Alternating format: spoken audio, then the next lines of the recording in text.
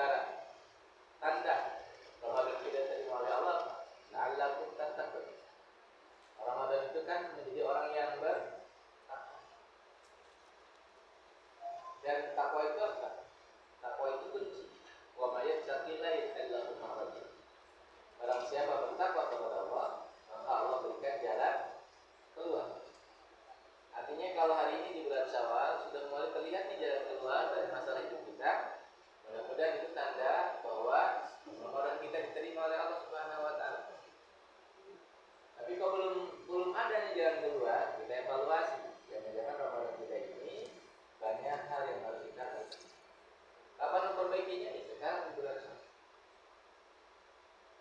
Apakah betul di bulan Ramadan Syawal ini Ramadan kita diterima? Lihat bulan Syawal. Apakah hati kita menjadi benar? Apakah doa-doa kita dikabulkan oleh Allah Subhanahu wa taala? Karena ciri orang yang diterima Ramadannya adalah wa idza sa'alaka ibadi anni fa inni qarib ujibu da'wata da'i idza da'a. Dan kalau ditanya wahai Muhammad tentang aku dari umat katakan ini qarib, sesungguhnya aku ini dekat. Ujibu da'wata da'i idza da'a. Allah akan mengabulkan setiap doa yang dipanjatkan oleh kita. Ayat ini hadir setelah apa? Setelah ayat walitukmilu iddata walitukabbiru ala ma hadakum wa la'allakum tashkurun.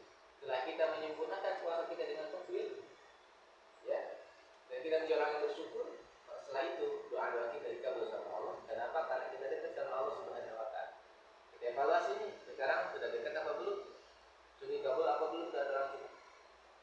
Jadi semua kerja kita itu ada parameter keberhasilan. Jadi bukan hanya kerjaan di kantor saja ya, yang ada parameter kesuksesan. Begitu juga dengan puasa, ada parameter. Parameter utamanya adalah takwa.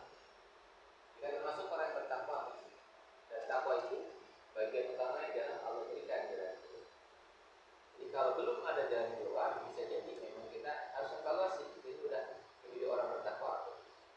Apa itu takwa? Nanti kita bahas. Ini Bapak Ibu dan Saudara Allah sebagai obrolan, dan hari ini mungkin kita lebih banyak ngobrol tentang sholat, karena kita komposisinya adalah tentang Ibu Bapak, mana yang mau dipilih? Dikejar dunia atau mengejar dunia? Dikejar dunia. Acungkan tangan yang ingin dikejar dunia. Acungkan tangan yang ingin mengejar dunia.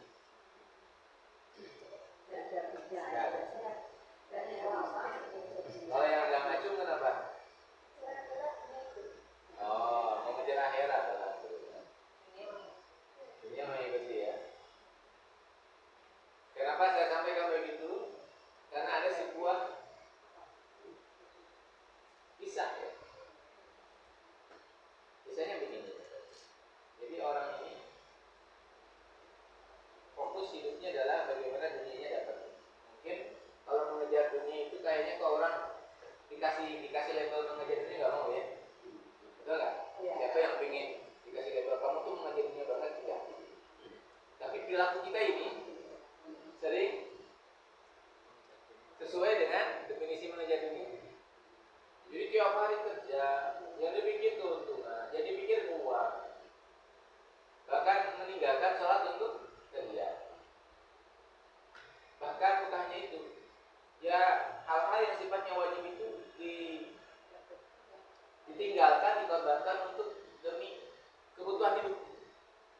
Ya gimana tidak lah, kan saya kan memang banyak kebutuhan, utang saya banyak, tekanan hidup saya tinggi, utang saya ini hampir semua jadi tembok. Ya gimana lagi, ya memang harus saya begini, saya harusnya.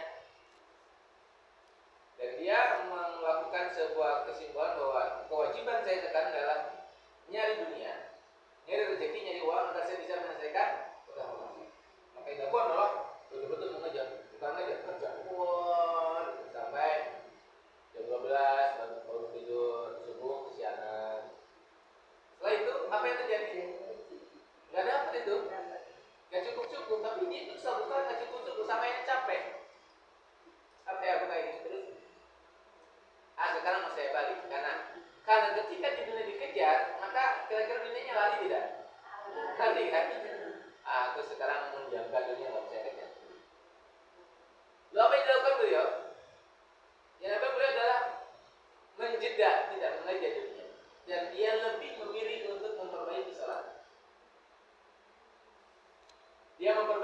sholat duhurnya, dia memperbaiki sholat asarnya, dia memperbaiki sholat maghribnya, dia memperbaiki sholat isyanya, dia memperbaiki sholat subuhnya, dia mempertebal sholat tahajudnya, dia mempertebal sholat duhanya.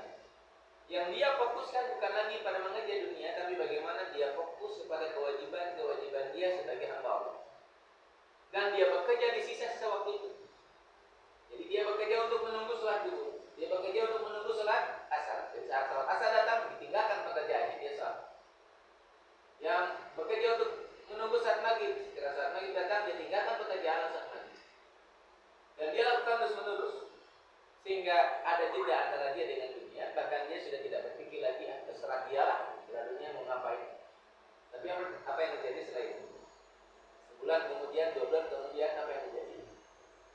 Dia justru dikejar oleh semua permasalahannya berangsur-angsur selesai. Bukan karena dia bekerja totalitas, tapi karena dia mempersiapkan, memperhatikan waktu-waktu kewajiban-kewajiban yang dimiliki. Karena ternyata sesungguhnya tujuan kita ini bekerja untuk mencari hasil. Karena hasil itu tidak akan pernah dapat. Hasil itu bukan urusan kita sekarang. Hasil itu urusan siapa? Allah. Jadi ketika kita mencari hasil, kita tidak akan pernah bertemu dengan hasil. Kita menentukan hasil, pastikan hasil kita ini tidak sesuai. Kenapa? Karena urusan hasil bukan urusan kita. Urusan hasil urusan siapa? Allah Subhanahu wa Ta'ala. Maka saat kita bekerja itu sebetulnya ini adalah cara kita ikhtiar. Cara kita menuju mana? Menuju kunci dari kehidupan kita. Kunci dari permasalahan dunia. Jadi dunia ini milik siapa itu? Milik Allah.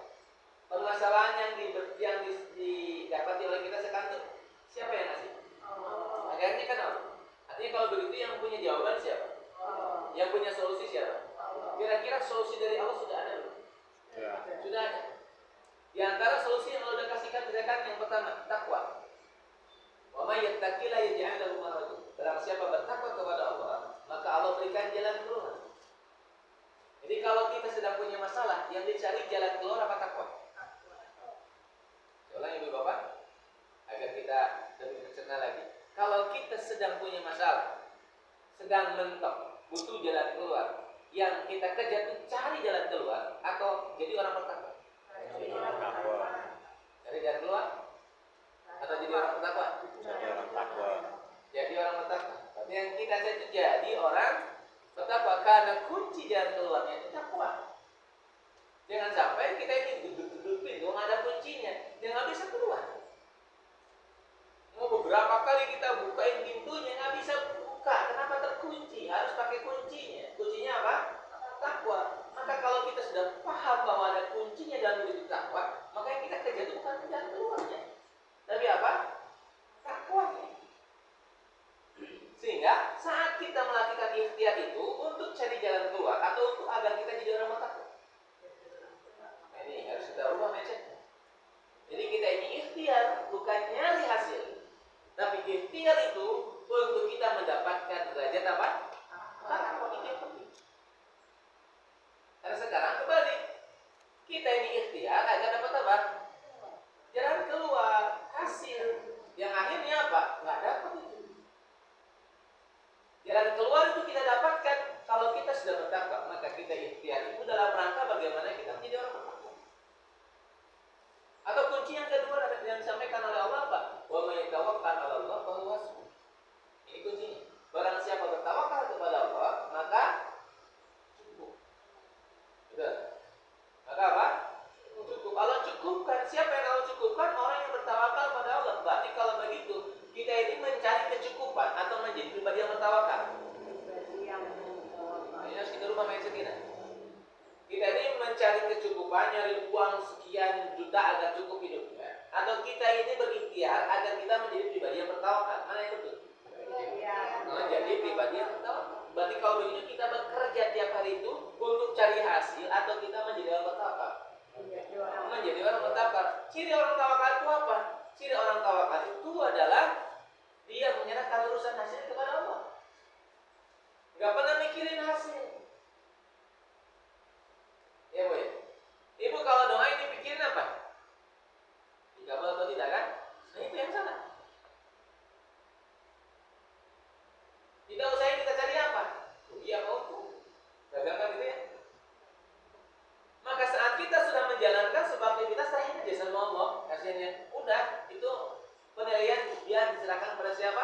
Allah, itulah orang tawakal. Jadi orang bertawakal itu nggak pernah mikirin hasil. Orang tawakal itu hanya fokus kepada apa? Kepada apa yang dikerjakan sekarang. Saya mencoba itu ya. Ini mencoba, mohon maaf. Ya, mungkin bisa dikatakan sebagai bukti saja. Ya, kenapa bu? Oh,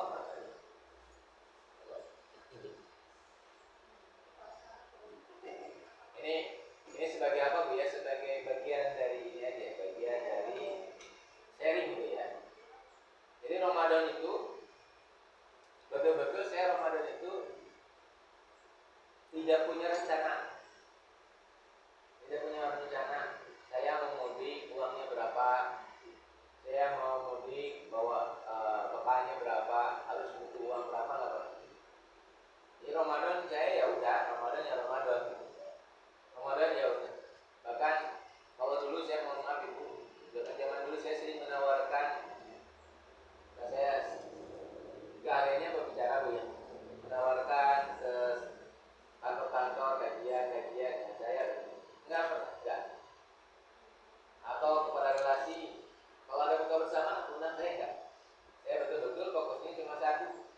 Ya udah, saya fokusnya adalah menikmati apa yang sekarang ada, disyukuri apa adanya, dinikmati aja, dijalani aja. Mau ada kajian, mau ada ceramah, mau ada training, terserah. Tapi apa yang terjadi bu? Dari mulai tanggal 1 sampai tanggal 25 itu saya tidak berhenti ceramah. Jadwal itu kalau nggak 1 2, kalau 2, dan tidak pernah dipikir. Ceramah itu juga tujuannya ceramah gitu ya. Tujuannya dakwah. Bahkan ditanya, Ustaz, budgetnya berapa? Saya nggak punya budget. Mau ngasih hadiah ke saya, monggo nggak apa-apa. Oke, tersebut. Saya nggak pernah berpikir begitu. Namun masya Allah, semua hal yang dibutuhkan untuk berproses dari mulai Ramadan sampai saya pulang, sampai saya bertemu dengan keluarga, dengan ibu meminta A, B, C untuk sumbangan kemana, sedekah kemana sebagainya. Itu masya Allah semuanya cukup. Pulang masih cukup dan nggak pernah saya hitung. Cuma tadi saya iseng-iseng saya hitung. Saya iseng-iseng. Kira-kira berapa sih pengeluaran saya? Lebih dari 22 juta. Selama Ramadan sampai. Tapi enggak habis. Mengenai habis itu enggak kekurangan gitu. Cukup aja. Walaupun saya nggak pernah hitung berapa itu istilahnya. Cuma karena saya fokusnya di sekarang. Dan itu berikhtiar membuktikan kunci tawakal. Nah itu ya. Kan mau pulang itu mobil ngadat, gerung, bawa ke bengkel habisnya 6 juta. Kalau nggak di bengkel kasihan yang numpang, takutnya khawatir ya. Terus itu banyak pengeluaran. Namun dia enggak, ukurannya apa? Cukup. Apa itu cukup? Kalau butuh ada. Betul nggak? Iya. Dan saya nggak pernah pikir penghasilan saya berapa, yang penting dikeluarin aja. Jadi sudah nggak pernah ngitung saya dapatnya berapa, nggak pernah. Pokoknya kalau ada pengeluaran ada, keluarin ada. Tapi ketika saya iseng-iseng itu ternyata luar biasa. Nah, itu makna dari tawakal yang coba saya praktekkan secara langsung. Jadi jangan sampai saya hanya menyampaikan saja tapi nggak saya praktekkan. Jadi tawakal itu terjadi saat kita betul-betul fokus di sekarang. Ibu saya usaha saja, bapak ya bekerja saja. Hasil serahkan kepada siapa? Allah. Hasil serahkan kepada Allah. Dan yang nggak sekali bapak ibu kan memang saya percaya banget sama Quran, sama apa firman Allah, nggak sekali, sering kali begitu. Ada masalah udahlah Quran aja, udahlah fokus pada bagaimana jadi orang bertawakal, bagaimana jadi orang dan hasilnya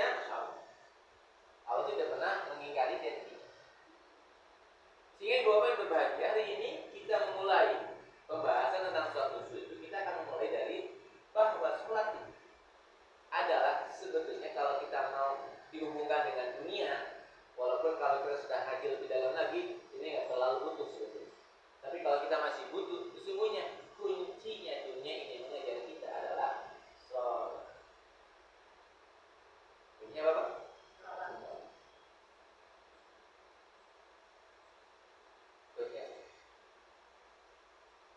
Sholat yang bagaimana? Sholat yang sudah kita bahas bersama-sama, yaitu sholat yang khusyuk. Bagaimana kita mengutamakan semua waktu di dalam hidup ini adalah untuk sholat. Dan waktu sholat 5 waktu itu yang paling tepat itu hanya di Indonesia. Coba di luar negeri agak sulit. Sekarang isanya lebih panjang, betul nggak? Maghribnya lebih pendek. Tapi kalau di Indonesia itu tepat semuanya, betul nggak? Subuh ke duhur tepat, duhur ke asar tepat, maghrib asar ke maghrib tepat, maghrib ke isya tepat. Pergeseran banyak beberapa 10 menit, 15 menit ini tidak sampai jam berjam-jam. Tapi kalau di luar itu banyak. Jadi sebetulnya sholat 5 waktu itu lebih tepatnya untuk Indonesia.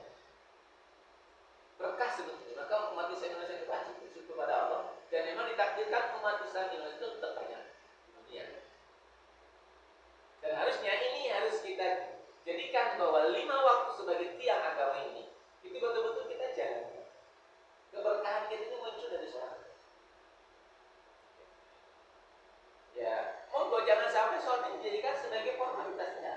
Sholat itu bukan formalitas. Sholat itu adalah hubungan kita dengan Allah, kedekatan kita dengan Allah, yang kalau kita bahas di dalam suratul Fatihah, di Bismillah itu kan ada namanya tabarruk. Keberkatan muncul saat kita dekat dengan Allah Subhanahu wa taala. Jadi Bismillah, hubungan dengan hati Allah yang pernah saya sampaikan, kunci dunia itu apa? Kunci akhirat apa? Kunci kebahagiaan apa? Kunci kesuksesan apa? Jadi ibu nyarinya dunia apa kuncinya? Kuncinya. Nyarinya akhirat apa kuncinya? Kunci. Nyarinya bahagia apa kuncinya? Kuncinya. Kuncinya apa? Salat. Memang ada dalilnya, ada. Qad aflahal mu'minun. Sungguh beruntung orang-orang yang beriman. Itu kalau dalam terjemahan Indonesia, aflah itu beruntung. Tapi kalau dalam terjemahan Inggris, aflah itu diterjemahkan sukses and happiness. Sukses dan bahagia. Terwujud apa yang diinginkan dan bahagia. Itu namanya aflah. Maka Islam itu mengajarkan pada kita menjadi orang yang sukses dan bahagia. Siapa yang sukses bagi itu? Orang-orang yang beriman. Orang-orang beriman yang bagaimana? Alladzina hum fi shalatihim khashi'un. Itu orang-orang yang beriman yang sholatnya khusyuk. Jadi sholat khusyuk itulah sesungguhnya kunci. Jadi ibu tuh nyari sukses, nyari bahagia, atau nyari sholat. Ibu kalau ngejar sukses dan ngejar bahagia, nggak tahu kuncinya, nggak bisa. Betul.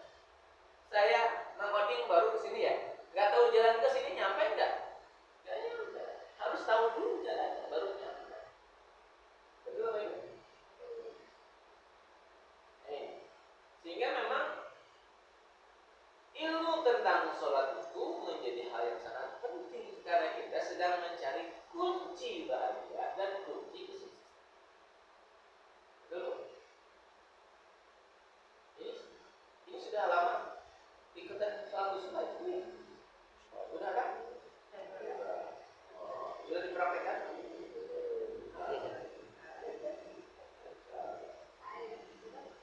Kalau dipraktekkan itu yang mohon izin saya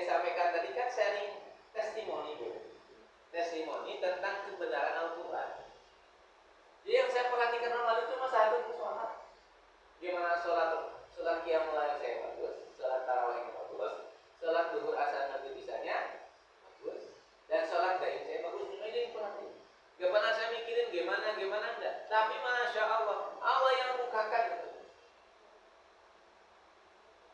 Karena saya diundang oleh PTPN 9.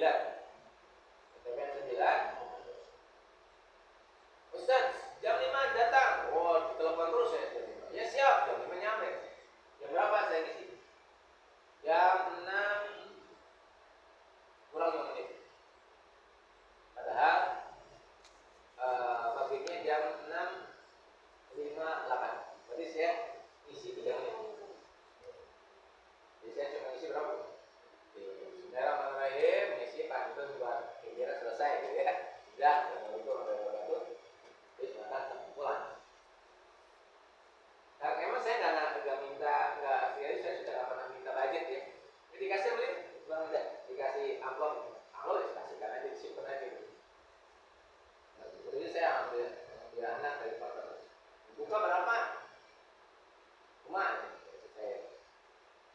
Ternyata ngagetin saya, ternyata dikasihnya banyak gitu. Kan bukan masalah misinya, bukan masalah orangnya. Memang Allah datangin saya ke sana. Nah, ngambil rezeki saya gitu ya. Walaupun serangkopnya kan isinya kan. Walaupun ketika saya ke sana itu cuma 3 menit saja. Itu ternyata Allah kasih sesuai dengan apa yang dijatakan Allah untuk saya. Ini contoh ya.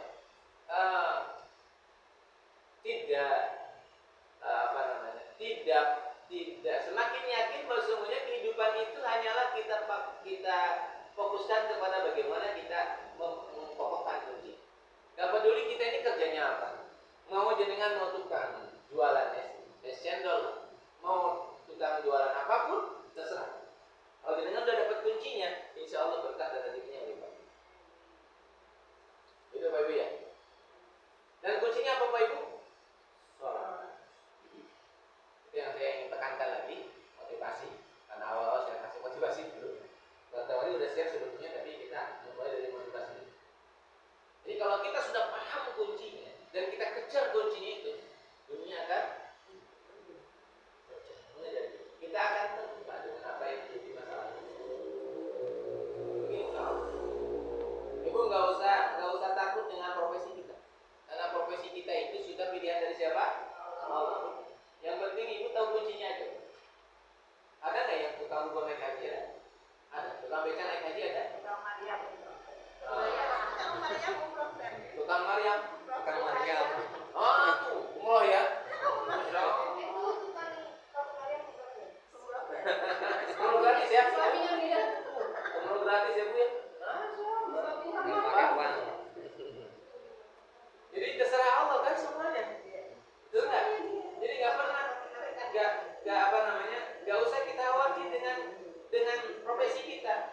Syukuri profesi kita apa adanya dan carilah kuncinya. Walaupun jenengan jualannya showroom mobil atau kuncinya 12, betul ya? Walaupun jualannya dengan umroh, tapi nggak tahu kuncinya. Yang utama apa? Kuncinya. Dan kuncinya apa?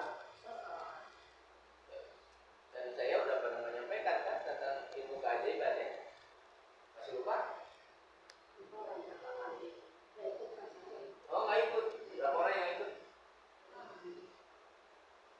Ya ulangi sedikit ya. Tentang ilmu keajaiban.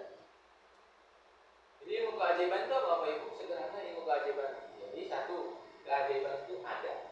Yakin nggak Ibu? Keajaiban itu ada? Yakin benar? Harus yakin. Keajaiban itu. Yang kedua, keajaiban itu ada polanya. Satu ada, yang kedua ada pola. Tahu dari mana ada polanya? Banyak orang yang sudah mengalami keajaiban. Bukan hanya satu, ribuan orang. Nanti kalau itu polanya ada. Pola itu berarti sama. Namanya keajaiban, polanya begitu. Selanjutnya, karena ada polanya, keajaiban itu bisa dipelajari. Betul nggak? Bisa dipelajari.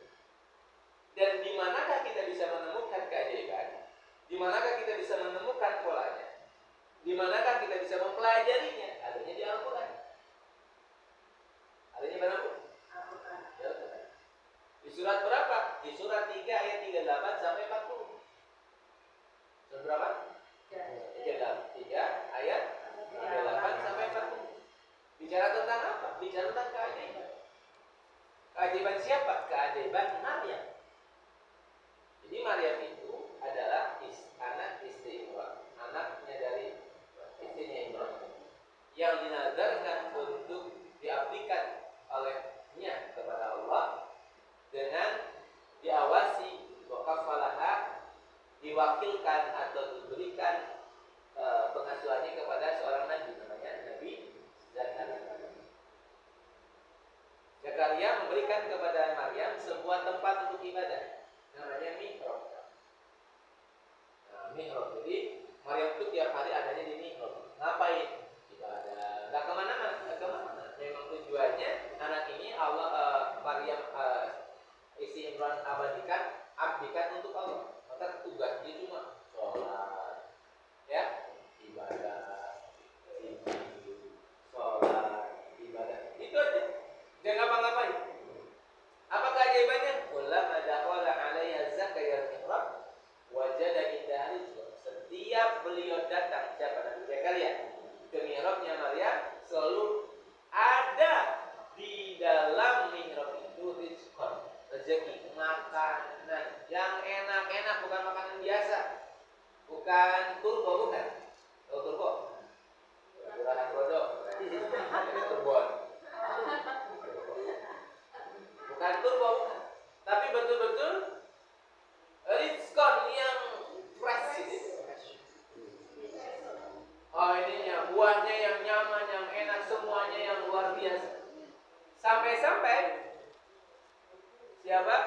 Nabi Zakaria tanya kepada Maryam, "Ya Maryam, anni laki hada?" Wahai Maryam, ini dari siapa? Kok tiba-tiba banyak makanan di sini? Makanannya banyak banget di sini, dari siapa? Lalu Maryam mengatakan, "Min indillah." Ini dari Allah Subhanahu wa taala. Innallaha yarzuqu man yasha'u bighairi hisab. Allah itu kalau berkehendak kasih pada seorang tanpa perhitungan. Jadi kalau Allah sudah ngasih rezeki pada seorang itu tanpa perhitungan, semua dikasih aja. Ibu yakin ya dengan statement ini? Kalau Allah sudah mengizinkan ibu dikasih rezeki sama Allah, nggak pernah Allah yang ngitung-ngitung. Entah ibu tuh profesinya apa, nggak pernah dia ngitung. Intinya kalau udah ngasih, ya ngasih. Betul nggak? Walaupun nggak kerja, Maryam kan nggak kerja. Maryam kan nggak kerja. Maryam apa kerjanya? Maryam kerja memegang kunci. Memegang apa? Kuncinya. Kenapa Pak Ibu? Kerja itu karena sebab.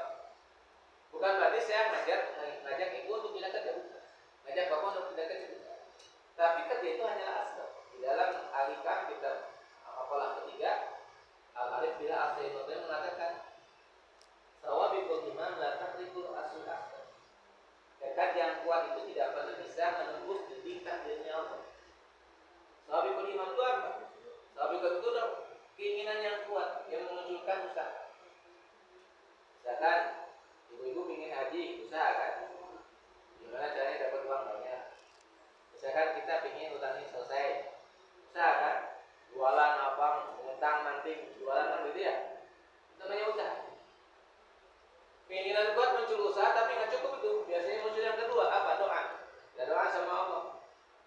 Lah doa muncul yang ketiga, tawadhu. Tawadhu itu fokus. Nah, ikhtiar, al-kasbu, ad-doa, tawadhu itu namanya asbab. Dan asbab itu kaidahnya la tu'asir.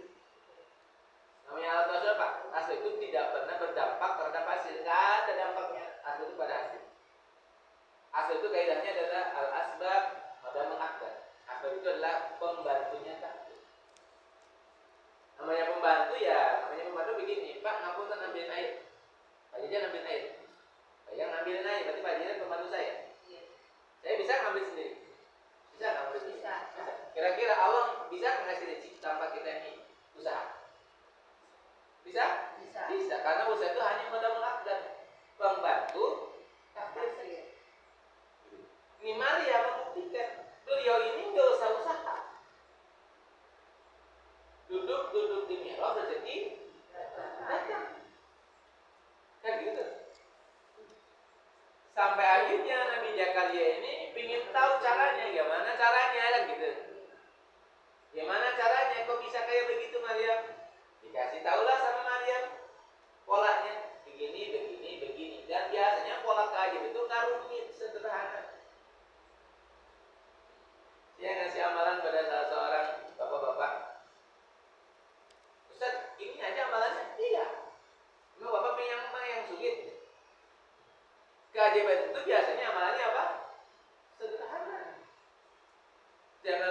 menyepelekan yang kunci itu kan sederhana. Paling gergajinya 3 ya, berapa ini? Ini yang disampaikan Maryam kepada Nabi Zakaria itu sederhana. Nah, kalau sederhana maka bisa dilakukan oleh Nabi Zakaria. Maka setelah itu apa? Nabi Zakaria hunalika da'a Zakaria rabbah. Di sanalah Zakaria berdoa kepada Tuhan. Di sana di mana? Ini mihrabnya Maryam. Dalam polanya adalah mihrab. Mihrab itu sebetulnya kalau secara hakikat adalah suasana hati yang tidak pernah jauh dari Allah. Hati yang tidak pernah dipakai untuk memikirkan seudon sama Allah. Pikiran yang tidak pernah dipakai untuk berpikir dulu kepada Allah. Kan mihrab itu kan tempat khusus untuk ibadah. Secara hakikat kan itu, Tapi secara hakikat adalah hati yang tidak pernah ada perasaan iri dengki sama orang. Hati ini hanya untuk Allah, pikirannya juga hanya untuk Allah. Maka ini kalau kita sambungkan berarti mihrab kita nih. Dua ya, pikiran sama hatinya terikat di mihrab. Karena hatinya hanya fokus pada Allah saja. Pikirannya hanya gimana caranya agar Allah ridha, gimana caranya agar dekat sama Allah. Hatinya hanya ingat Allah. Itu namanya mihrab secara hakikat. Nah, saat Nabi Zakaria ini berada dalam mihrabnya Maryam, ya, berdoa pada Allah. Apa doanya? Kalau Maryam kan doanya adalah apa? Ya Allah, berikan sama saya makanan karena butuhnya makanan. Tapi Nabi Zakaria butuhnya bukan makanan. Butuhnya Nabi Zakaria itu adalah anak. Sudah 50 tahun doa belum dikabul-kabul. Dia butuh apa? Anak. Maka saat itu Nabi Zakaria doa sama Allah, Rabbi habli min ladunka dzurriyyatan thayyibatan innaka antas samiul du'a. Rabb, berikan kepada hamba anak yang baik. Anak yang baik, innaka antas samiul du'a. Sungguhnya Engkau Maha mendengar doa. Dan setelah beliau melakukan apa yang dilakukan oleh Maryam di mihrabnya berdoa, maka Allah memberikan kepada kita penjelasan lagi. Caranya doanya Nabi Zakaria itu gimana? Di ayat selanjutnya 39 ya.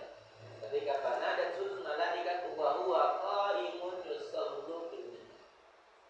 Ternyata doanya Nabi Zakaria itu dia sedang berdiri dalam salat.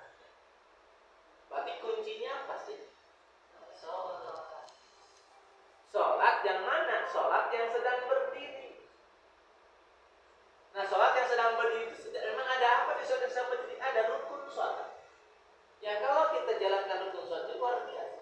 Yaitu suratul Fatihah. Terutama di kalimat iyyaka na'budu wa iyyaka nasta'in. Karena saat kita mengatakan iyyaka na'budu wa iyyaka nasta'in, di sanalah Allah memberikan jawaban kepada kita. Hada baini wa bain 'abdi. Ini adalah perjanjian antara aku dengan hambaku. Namanya perjanjian antara Allah dan hambaku. Allah berjanji bagaimana? Innallaha la yukhliful mi'ad. Kalau Allah sudah berjanji, itu tidak akan pernah diingkari janjinya. Apa perjanjiannya? Wali abdi mas'al. Untuk hambaku apa yang dia minta. Ternyata pola kewajibannya sama. Apakah tadi kewajiban kepada Nabi Zakaria? Iya. Nabi Zakaria sudah kuat. Isinya mandul. Tapi Allah memberikan kepada Nabi Zakaria banaratul malaikat wa Allah yusallu bil mihrab anni sesungguhnya Allah memberikan kabar apa? Dengan seorang anak dikasih namanya siapa? Yahya. Ya. Dia yang membenarkan musaddiqan bi kalimatillah, membenarkan ayat-ayat Allah. Lalu dia adalah orang yang bisa menahan hawa nafsunya dan dia termasuk seorang nabi dari orang-orang yang saleh. Masya Allah. Padahal istrinya mandi. Itulah keajaiban. Dan ternyata keajaiban itu adanya di mana? Jadi sholat itu bukan hal biasa, luar biasa yang kita anggap biasa. Bukan sekedar kewajiban. Kenapa diwajibkan? Karena memang kebutuhan kita. Rugi kalau kita nggak sholat. Itu kan? Bahkan satu-satunya perintah ibadah yang harus hambanya datang langsung ke Allah, ke Sidratul Muntaha adalah sholat. Kan gitu. Sehingga ibu-ibu dirahmati Allah, kita semangat belajar sholat ini. Karena memang sholat bagaimana sih sholat yang bisa membangun keajaiban? Maka kita harus paham apa itu khusyuk. Gimana sih bacaan-bacaannya? Kenapa di dalam bahwa qayyum yusul bin mihrab? Kenapa dalam berdiri itu ya kok ada keajaiban? Allah kabulkan doa Nabi Zakaria, ternyata ada kalimat iya karena na'budu wa iya karena saya. Tapi sebelum itu juga ada bismillah. Sehingga Ibu, kalau kita membahas tentang Al-Fatihah, yang betul itu Al-Fatihah itu kita membaca Al-Fatihah atau mengalami Al-Fatihah. Yang betul ya, membaca apa mengalami? Gini, Al-Fatihah itu menurut Bapak Ibu itu bacaan atau resep? Resep apa? Resep saya kebahagiaan kan? Kalau resep itu dibaca apa dipraktekkan? Saya punya resep masakan Padang. Saya baca 100 kali jadi nggak masakannya? Jadi harus praktekkan kan? Harus masak. Baru kita bisa merasakan oh, ini salah, ini kurang garam, ini kebanyakan garam, gitu kan? Tapi kan praktek. Maka Al-Fatihah itu bukan sekedar bacaan. Walaupun kita sekian ratus kali sholat, hanya membaca, yang nggak akan terjadi apa-apa karena kita belum mempraktekkan. Maka poin utama dari Al-Fatihah itu bagaimana kita mengalami Al-Fatihah. Terutama dalam kalimat iya karena na'budu wa iya karena saya. Kita harus praktek dalam hidup. Yang sedang secara pribadi yang sedang saya lakukan itu bagaimana saya mendalami betul Al-Fatihah, mempraktekkan. Karena memang kuncinya di sana. Jadi di kajian yang lain saya memberikan tugas kepada karena sudah selesai tafsir Fatihah, saya memberikan tugas semua Ramadan itu Bapak Ibu riyadhahnya setiap hari misalkan 7 hari, maka hari pertama praktekkan Bismillah. Jadi Bismillah dipraktekkan dalam kehidupan selama 7 hari. Jadi Bismillah, terus Alhamdulillah 7 hari ya, terus balik lagi di 7 hari kedua sampai 21 hari. Terus saya tanya, dipraktekkan nggak Bu? Alhamdulillah dipraktekkan. Gimana? Masya Allah luar biasa. Karena kan dialami. Karena iya karena berdua iya karena saya akan menjadi wali abdi masalah itu adalah yang dipraktekkan. Sekarang sedikit kita praktek iya karena berdua iya karena saya. Ibu bapak kalau bapak ibu sakit, siapa yang bisa menyembuhkan? Salah. Siapa yang bisa menyembuhkan? Jadi kita asal. Siapa yang bisa menyembuhkan? Dokter, salah. Allah tadi salah. Siapa? Ini praktek namanya. Siapa yang bisa menyembuhkan kalau kita sakit? Jawabannya adalah hanya Allah. Bukan lupa, memang itu kebiasaan kita. Alam bawah sadar kita selalu mengatakan Allah. Seperti ini, yang bisa duduk di sini, Usep. Kan kalau Usep, berarti saya Usep bisa dong. Betul nggak? Yang duduk di sini hanya Usep. Tapi apa? Saya Usep nggak bisa duduk di situ. Kan hanya. Siapa yang bisa menyembuhkan? Allah. Berarti saya Allah bisa menyembuhkan. Tapi kalau kita mengatakan yang bisa menyembuhkan hanya Allah, artinya tidak ada yang bisa menyembuhkan kecuali siapa? Allah. Kan itu iya karena wah iya karena saya hanya kepada Allah kami minta pertolongan. Maka kalau kita mengatakan hanya Allah, artinya kalau kita sakit yang kita cari siapa? Allah. Hanya Allah yang bisa menyembuhkan. Ini praktek. Jadi kita praktekkan terlebih dahulu. Kalau kita mempraktekkan ini, insya Allah itu akan membuat kita saat kita wahwa qayyum yusallu mihrab, saat kita berdiri dalam salat, itu akan terjadi namanya wali abdi masyarakat. Apa yang diminta dikabulkan sama Allah. Contoh ya, contoh. Nanti kita bahas detail tentang suatu pertanyaan mungkin pertemuan besok ya. Pertemuan Bapak Ibu Al-Fatihah. Saya kemarin di Ramadan itu sampai 8 kali pertemuan. Itu sampai 8. Nanti di sini juga mohon bersabar. Al-Fatihah itu mungkin saya akan bahas sampai 8 kali pertemuan. Jadi bismillahnya alhamdulillah. Karena kita tidak hanya membahas tentang arti bacaannya, tafsirnya, tapi prakteknya bagaimana. Karena kan yang kita butuhkan apa? Prakteknya. Nah, Al-Fatihah itu dipraktekkan dalam kehidupan sehari-hari. Kita ini kan sehari 7 kali, 7 hari ya. Senin, Selasa, Rabu, Kamis, Jumat, Sabtu, Minggu. Senin Bismillah, Selasa Alhamdulillah, Bismillah Alhamdulillah ya. Rabu Ar-Rahman Ar-Rahim, Kamis